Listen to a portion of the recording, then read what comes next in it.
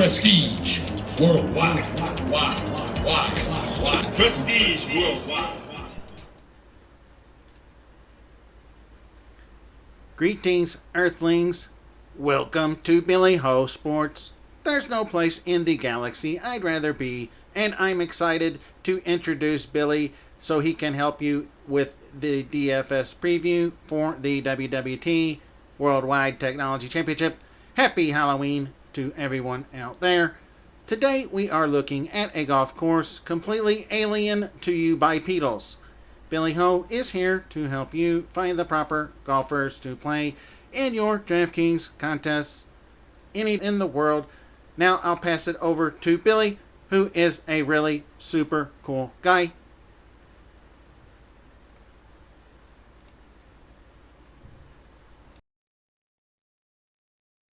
All right. Thank you there, Meat Morp. My dude Meat Morp digs on Halloween, so I appreciate him joining me today. All right. We are getting into some golf. DraftKings contest is out, so make sure you grab that spot right away. Small field, low rake. Can't beat that, right? Let's try to get it full. Brand new course this year called El Cardinal at Diamante, I believe is how it's pronounced. Diamond Caverns or whatever you want to call it. We got places out here. If you thought the Mexico Open was a resort type easy ass course at Vedanta Vallarta, then this one is too, or worse. This might be the easiest course we've ever seen, or at least I've seen in years. Anyway, so what you're going to hear a lot this week are desert terms. But the one that I will mention that will probably come into play is called arroyos. And that's just kind of this steep-sided dry gulch in a desert area. It only gets water in it if they get heavy rains. We got no worries of that. But that is some desert terrain you don't want to find your golf ball in. So I imagine even as easy as this course is, there is still some guys that are going to be spraying it. So hit that subscribe button, smash that like, and let's get this thing started. So the El Cardinal Diamante, 7,460 yards, roughly, par 72 layout, 75.9 rating and 140 slope, aka super easy. Now they do have different tees, and they got the championship back tees, and those provide some different angles than what the resort players will face. So, like I said, the fairways are uber wide. I got a couple of screenshots. It's really, everything is just kind of laid out wide open and flat for the most part, but there is a lot of terrain. It's going to be hard to walk for some of these people.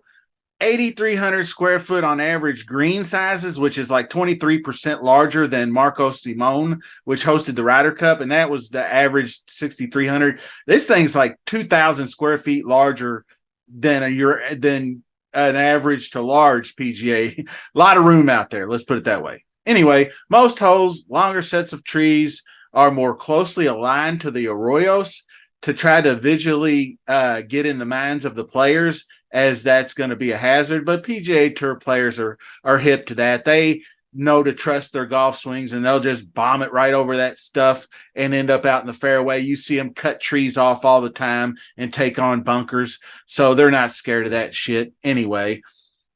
So plenty of room to work the ball. Like I said, course begins and ends on easy. Downhill par fives, plenty of birdies, eagles. Short drivable par four third hole. 483-yard par four. It goes up 30 feet from tee to green. 601 par five. The sixth hole ascends 70 feet to the green. Course turns back down the slope at the 489-yard par four seventh hole. Stretch from the 10th to the 14th. Involves a lot of up and down switchbacks on every hole as well. Like I said, most of the greens are sloping diagonally. It does offer a wide variety of hole locations, and it does offer the opportunity for them to put the pins in the back flags, which can bring those arroyos closer into play. So, excuse me, for even the wayward approach shots into the green, that's going to be a good defense. We will have no strokes gained data for last year's event. But given the layout of the golf course, we can tell what needs to be done. You hit the ball real far, stick it tight on the greens, and you make a putt. Simple enough, right? All right, let's look at some players. All right, so pricing is out. Obviously, the DraftKings contests are out. Aberg, number one, Cam Young, two.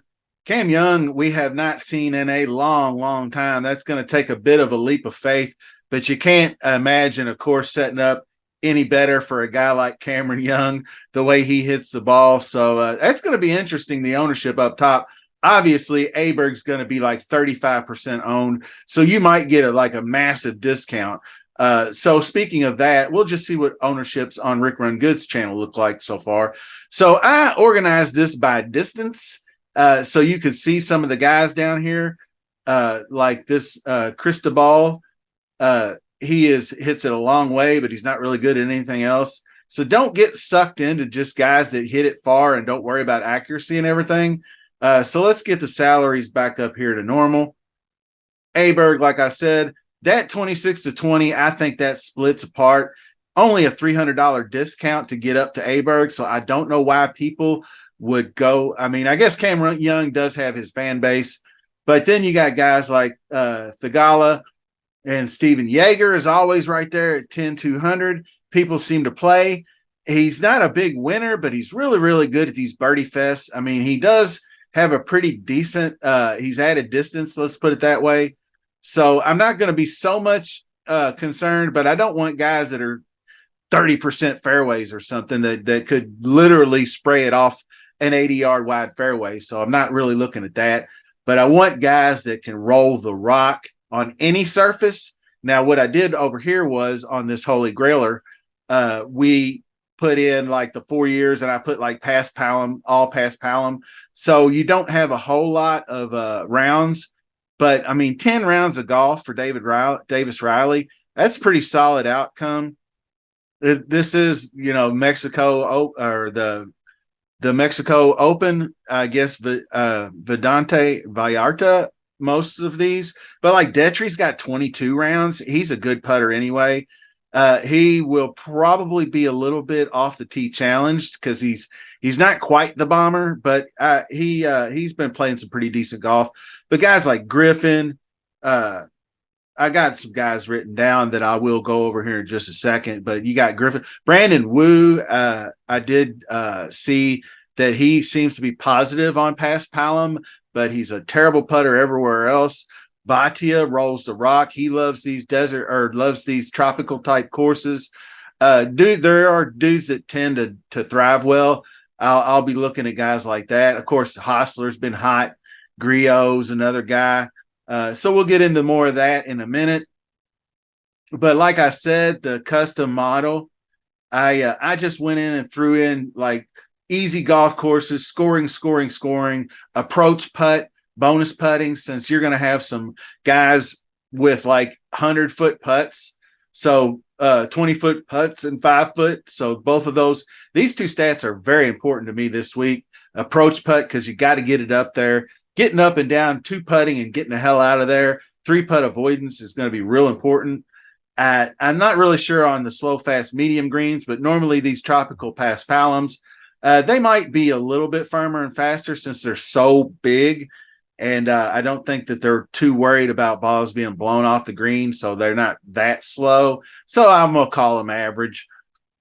But I didn't obviously put anything on like a specific surface. That's what I did over on the Holy Grail. But I did really, really, and I'm not emphasizing anything about greens gained or green in regulation.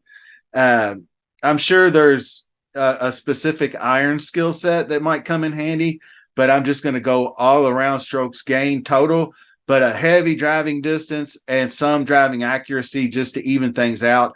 So you could go over here and add in some total driving as well if you wanted to. But I want some implied win percentage. I like to have that when it comes to these weaker field events where, you only have 1 or 2 up top guys that are got you think in your mind's eye, but fantasy points gained, obviously getting it done. I want massive strokes gained distribution. So 3+ strokes to the field. I went 10 on.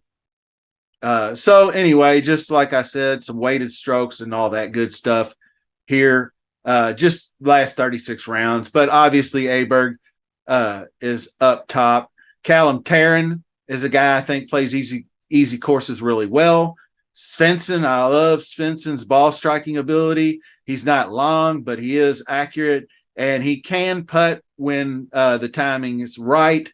So he's a guy that's going to come in handy. Lucas Glover could be a guy with his new putting, broomstick style putting, might be okay on these paspalum greens. And he's a guy that he's got plenty of distance, and he's obviously a great ball striker, obviously great with the irons. Luke List, ball striker extraordinaire, recent winner on the PGA Tour. Davis Riley, Bo Hostler. I like Taylor Pendrith. He's actually a guy that I looked at before I even ran this model, a guy that hits it a long way and that can putt. Those two things alone, obviously bomb and putt. We know that Davis Thompson obviously fits that bill as well. Griot, Ben Griffin, Brandon Wu, Akshay, the top 15, Cam Young. There are guys in here, plenty of guys to play. So you can go wide open. Back over to the cheat sheet. This is just way too early to tell ownership wise, but if you wanted to get an idea on maybe some pivots, down here, I guess Kirk, sub 10%. You got Cooch. These guys are just veterans that know how to play. And if you give them easy golf courses, they'll surprise you. I mean, you can see Kuchar's been really good in Mexico, going back to when he had the Looper caddy that he won the golf tournament on in 2019, that he failed to give him an extra bump for the win bonus. And he caught a bunch of hell over that, but that's long since overdue. But Herbert, people keep trying to make him a thing. 5% Putnam, I don't really like that. But Ben Griffin at 5%, I'm kind of interested in that. He's long enough, and he's been coming back around a little bit. The second place finish at Sanderson, but then he missed 2 cuts. Not great. Well, 64th at Zozo, but Zozo is a different animal. But anyway, that's about all. I'm going to go over here and build just a right quick one. And we're just going to go up to get down. And I'm going to go way down here to a guy, Trevor Werbelow. I never play this guy, but seems like the timing. If you go down here, he possesses the gift that we want here. And he does make cuts. It's not like he's just a complete donkey. Hasn't made any in a long time, but he had a streak, I thought, last fall that he made like 5 or 6 cuts in a row, but he hits it 300 off the tee, and he's not a horrible putter. I don't want a disaster on the putting greens. I think a guy like him could get after it. Ryan Brim's another one, hits it a long way and not awful at putting. So he's a guy I might have interest in. But if you just plug those two guys in there, they kind of even things up and get us right back to that 8K range. And then you got guys up here like Bhatia. I wouldn't mind giving Peter Quest another run too. So, but a guy like Riley, a guy like Monty. So maybe Monty, maybe Pendrith, Griffin, and we just get like some real huggy, closey kind of stuff here. And then you got Callum Tarrant. That gets you up to 92. And I think that's far enough that you can get Bhatia in there. So, things of that nature. That's kind of a stars and scrubs build. But if you wanted to hashtag fade the 10K range, I wouldn't completely think about doing that. But then you just do one and done up top. So you think, well, maybe we get the best discount on Cam Young. So we go with him. And then maybe we just kind of gloss over the 9K range. And then you can get down in here to your Davis Thompsons and your Pendriths and your Monties. And you still got guys down here. And if you wanted to dip down just once, you could get a 7K guy, like a Marty Dew or whatever. And then you're right back up to the top. So things of that nature. That's what we like.